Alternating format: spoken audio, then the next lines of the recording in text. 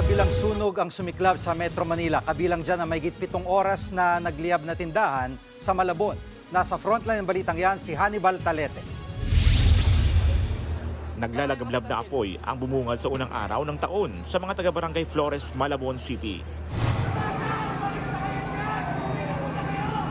Tinupok kasi ng apoy ang isang general merchandise store pasado alas 12 na madaling araw kanina.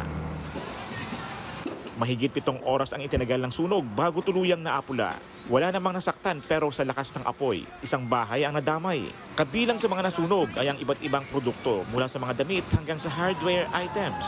Iniimbestigahan pa ang sanhi ng apoy at kung magkano ang halaga ng pinsala. Sa ngayon, pansamantalang isinara ang bahagi ng Pinaval Street sa lahat ng motorista. Sa Quezon City, sunog din ang bumulabog sa bagong taon. Mula yan sa rooftop ng isang residential building, K6 St. Judge Jimenez, sa Kamuning sa Quezon City. Agad namang rumesponde ang mga bumbero. Ayon sa mga otoridad, nagsimula ang sunog mag-aalas 5 ng madaling araw kung saan natutulog pa ang karamihan sa mga residente. Patulog pa lang ako eh. Hindi namin alam eh, basta sa 4th floor na nanggaling eh. Ang inaano ko yung mga apo ko. 9 na pamilya ang naapektuhan ng sunog. 3 sa kanilang sugatan habang lumilikas. Nilapatan sila ng paunang lunas. Tumagal ng halos 2 oras ang sunog. Hindi pa tukoy ang mitsa ng apoy.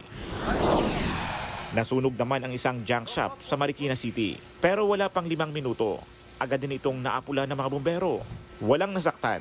Nagbabalita mula sa frontline. Hannibal Talete, News 5. Mga kapatid, Jiggy Manikad po, iba na ang may alam at may pakialam sa panahon ngayon. Para sa konkreto, kumpleto at komprehensibong balitaan sa Frontline, mag-follow at mag-subscribe sa social media pages ng News 5.